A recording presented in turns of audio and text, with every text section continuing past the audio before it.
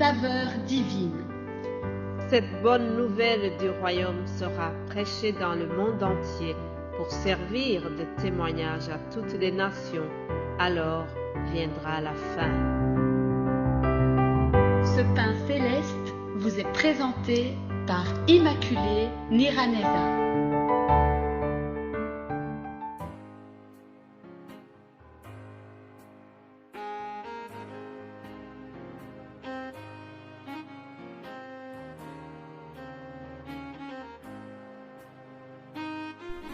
Shalom, shalom, mes bien-aimés de Dieu, que la paix de Christ règne dans vos cœurs.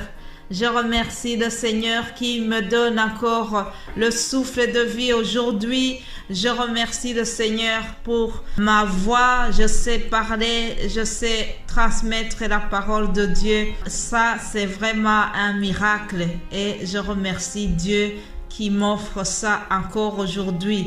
C'est toujours un honneur, c'est toujours une faveur de pouvoir être la porte-parole de notre Seigneur. Aujourd'hui, encore une fois, nous continuons le thème sur la paix. Il y a une paix surnaturelle qui vient de notre Seigneur. Jésus-Christ a vécu dans ce monde pendant au moins 33 ans. Alors, il était toujours avec ses disciples, il a fait des miracles devant leurs yeux. Avant de les quitter, il leur a laissé un héritage, comme un père qui laisse un bon héritage à ses enfants. Cet héritage n'est pas quelque chose de palpable, ce n'est pas qu'il a construit de belles maisons pour eux, ce n'est pas qu'il a laissé leur compte en banque garni de l'argent, non. Le seul héritage que le Seigneur a choisi de laisser à ses disciples, c'est la paix, une paix qui dépasse l'entendement, une paix qui dépasse toute intelligence, comme nous dit la Bible. C'est une paix surnaturelle. Voilà l'héritage que les disciples ont eu. Jésus leur a dit, je vous laisse la paix, je vous donne ma paix. Je ne vous donne pas comme le monde donne, que votre cœur ne se trouble point et ne s'alarme point.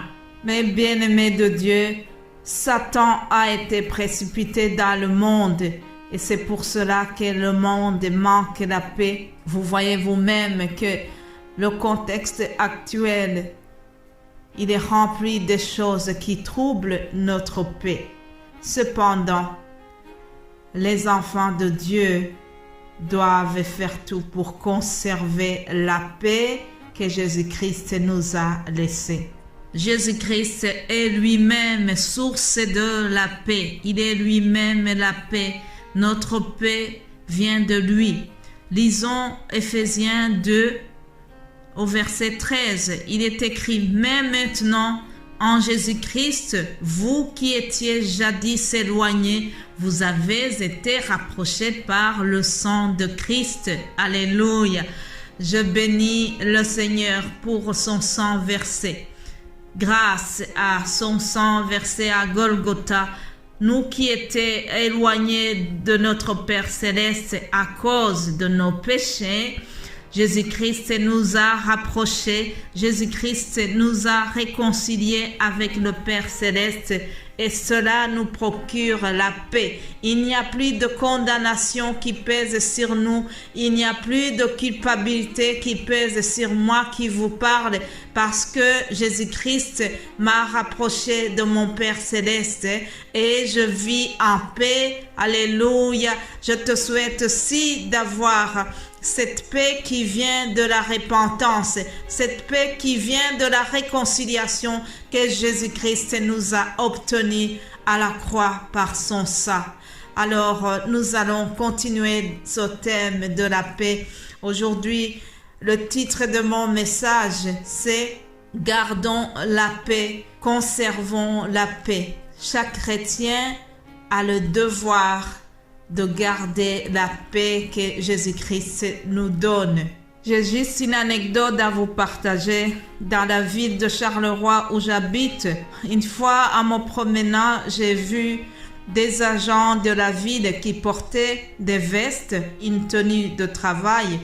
Et sur le dos de leur veste, il était marqué « Gardien de la paix ». Mes bien-aimés de Dieu, en tant que chrétiens, nous sommes gardiens et gardiennes de la paix. La paix que nous devons avoir dans nos maisons, la paix que nous devons avoir dans nos lieux de travail. Chacun de nous est responsable de garder cette paix, de conserver cette paix. C'est un devoir de notre Seigneur. Alors, quelles sont les astuces pour garder cette paix? Je vais chercher les recettes dans la parole de Dieu toujours. Lisons l'épître aux Romains, chapitre 12, versets 17 à 19. Je lis au nom de Jésus-Christ.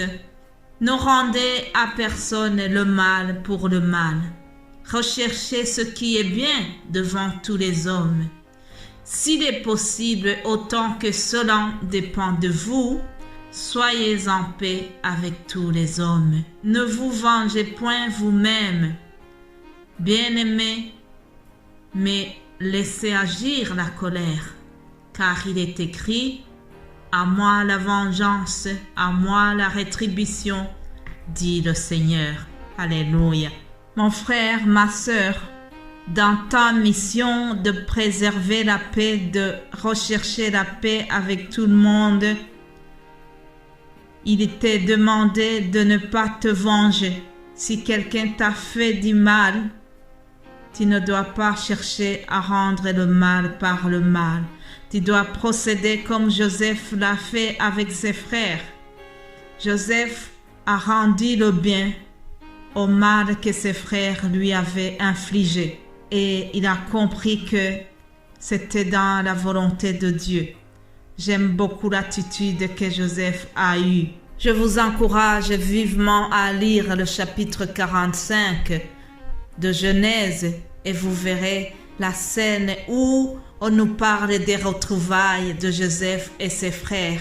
Précédemment, ils étaient venus en Égypte où Joseph était un supérieur chez le pharaon. Et puis, Joseph avait fait semblant, il n'a pas voulu se révéler à eux, à ses frères. Il n'a pas voulu dire que c'était lui, puisque ses frères pensaient qu'il était mort. Alors Joseph a fait semblant, il a joué le jeu, il s'est caché jusqu'au bout. Mais pour finir, il devait se révéler à ses frères. Il devait leur dire qu'il s'agit bien de lui. Alors, dans la scène où ils se sont retrouvés, j'ai beaucoup aimé la phrase où Joseph leur dit « Ce n'est donc pas vous qui m'avez envoyé ici, mais c'est Dieu. Il m'a établi père de Pharaon, maître de toute sa maison, et gouverneur de tout le pays d'Égypte. » Alléluia. Joseph a eu une très bonne attitude. Il n'a pas rendu le mal pour le mal. Il a pardonné à ses frères avant même qu'on lui demande pardon. Mais lui, il avait résolu dans son cœur de leur pardonner. Alléluia.